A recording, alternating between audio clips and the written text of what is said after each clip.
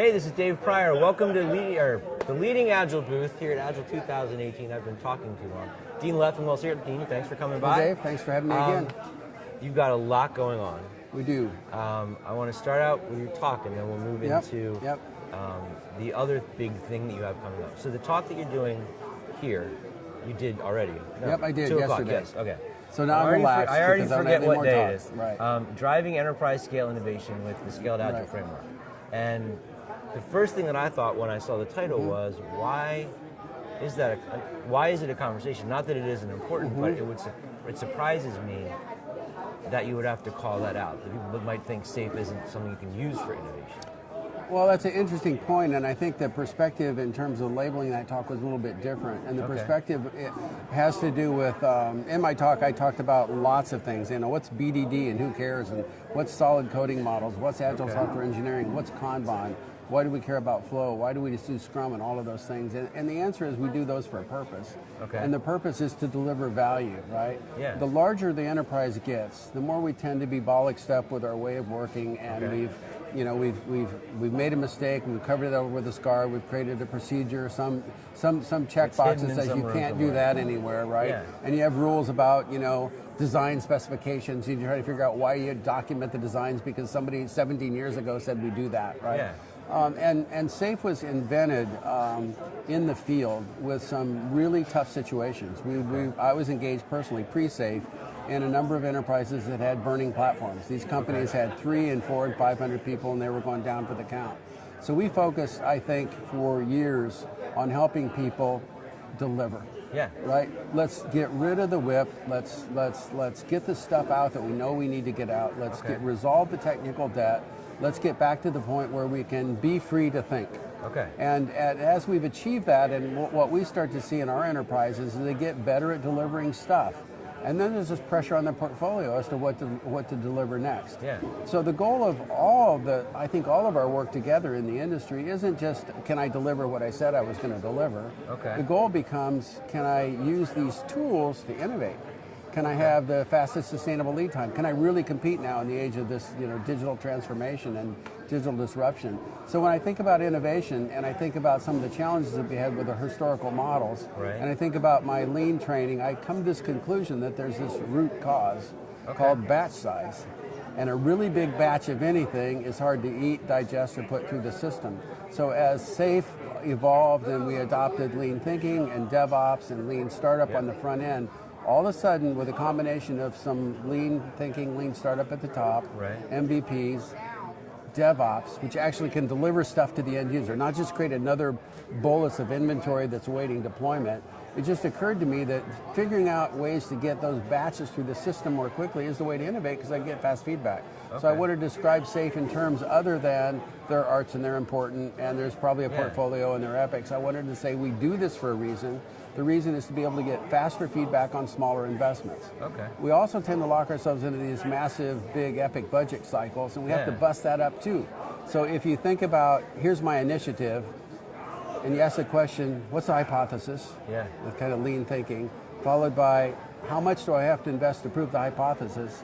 It's never the full amount, and now you've triggered a different thought, which is, I don't have to fund the whole program to figure out if it's a viable program or not. So without thinking that people did or didn't think you could innovate with SAFe, I wanted to express, when I wrote my submission to the conference, I said, this is one of the most important learnings in my career, is to realize that flow through a system has certain characteristics.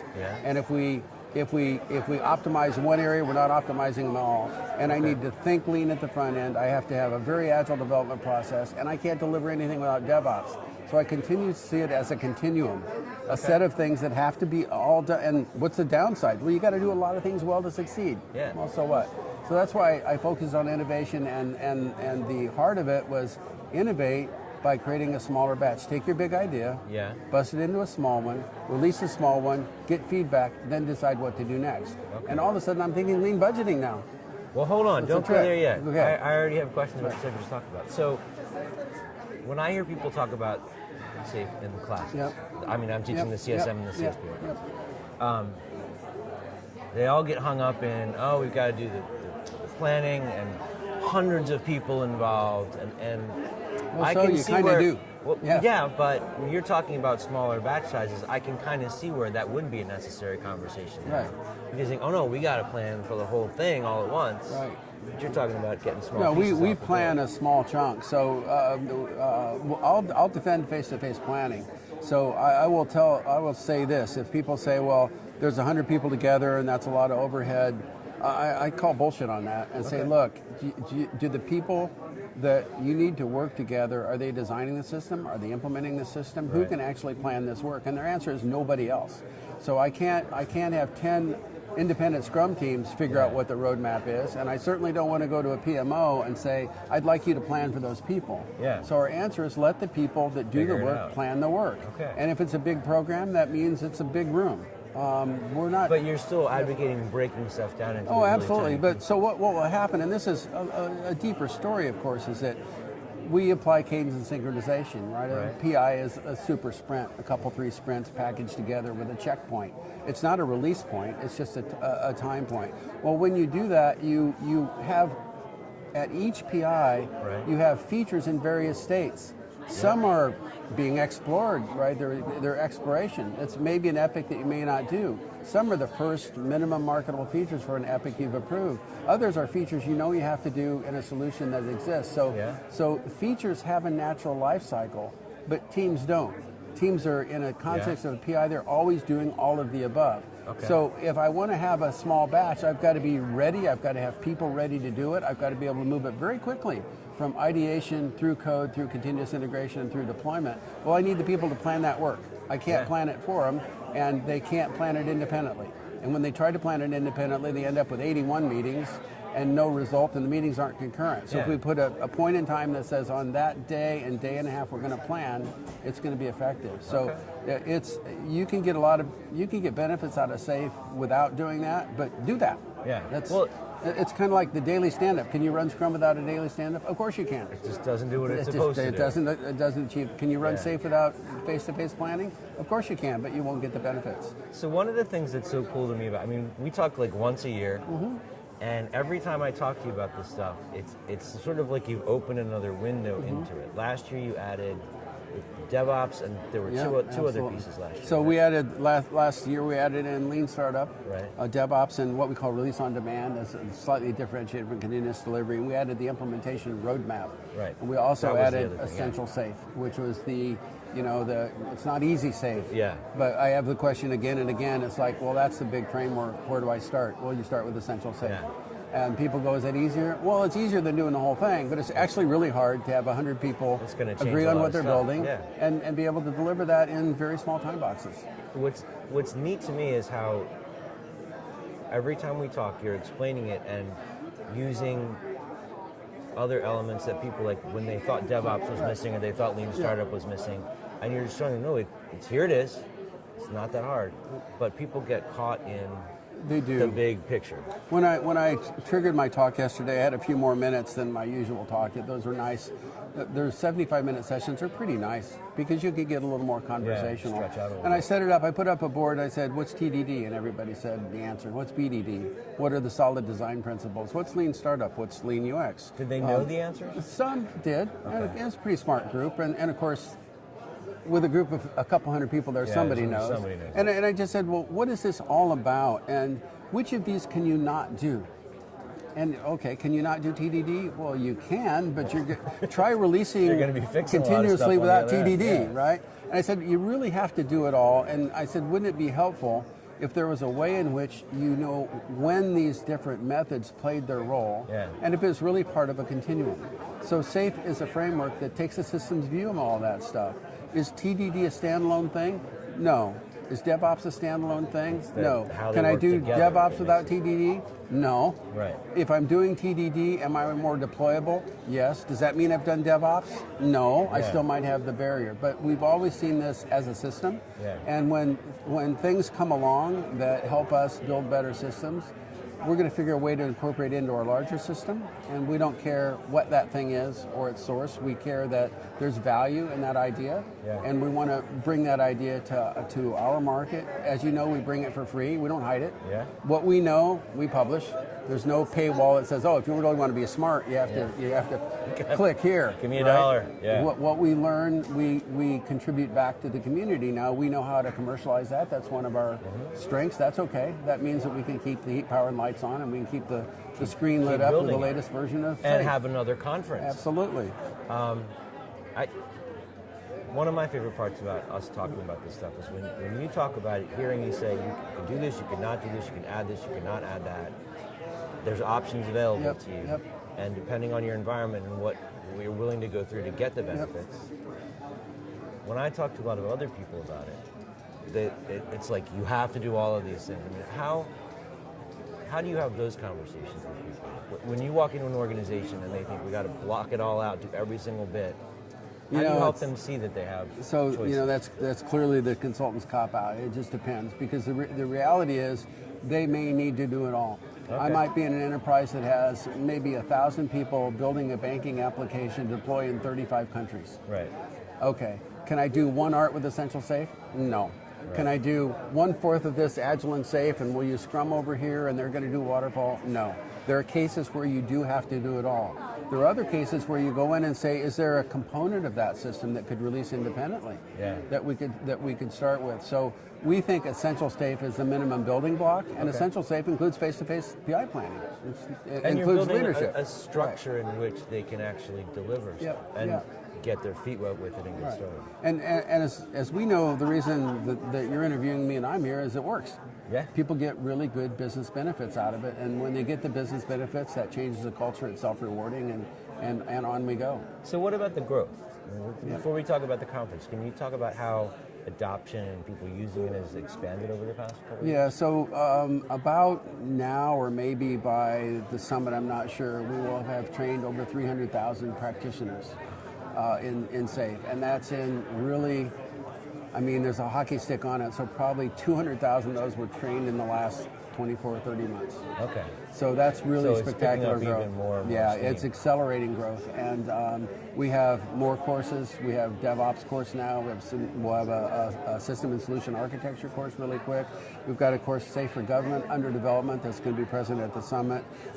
We have one of the courses I'm most keen on is hardcore Agile software engineering. Okay. And interesting enough, that's not SAFE specific. This teaches you good software engineering. Okay. Why does a Safe shop care? Try to release. Because if you want it to work, you want it to work. So at all elements of the framework, we provide additional courseware, and our vision is not so much that this is a lean framework, an agile framework, or we're here to tell you how to do your work. The industry suffers from a problem, which is they're building solutions that can't be envisioned in a laboratory. They can't be taught. You can take 6 hours of credits in systems thinking in an engineering course and not know anything about how 1,000 people are going to build a banking application. And the School of Hard Knocks is expensive. So we think the market needs people that they can lean to that say they don't build tools.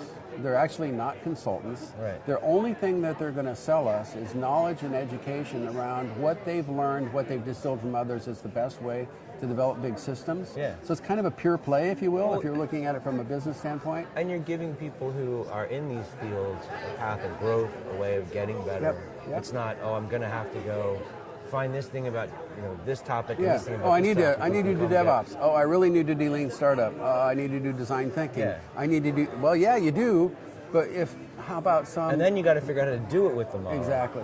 And how you integrate them, because the taxonomy is different. Yeah. So is the thing I release a package, a story, a set of stories? Is a package a set of stories? Is it a feature? Yeah. You have to have a taxonomy. And it gives for them that. context too. Yep. Cool. All right. So let's talk about the summit. Yep. So you've got in I wrote it all down. Washington D.C. October 1st to 5th. Yep. 1,500 people get together. Yep. SafeSummit.com if you want to look it up. Thank you. You've got training. All safe all day. The summit, and you got the partner day. Yep. So what are you most excited about? So, I'm excited about all of it, obviously, or I wouldn't be the But which the is the leader there. thing? Like, I can't so wait there's a for couple this of interesting things. Is that we have betas and first teaches for a number of courses. Okay. Agile software engineering is being taught there. System and solution architecture is beta. Safe for Government is being taught in the front end of the conference. We love our partners, so Partner Day is always fun because this is us rubbing shoulders and, With the people that are- we're doing the work. The summit is chock full of content. We've got keynote speakers, including Jeffrey Moore, who's going to talk about innovation. Wow. Yeah, that's pretty cool.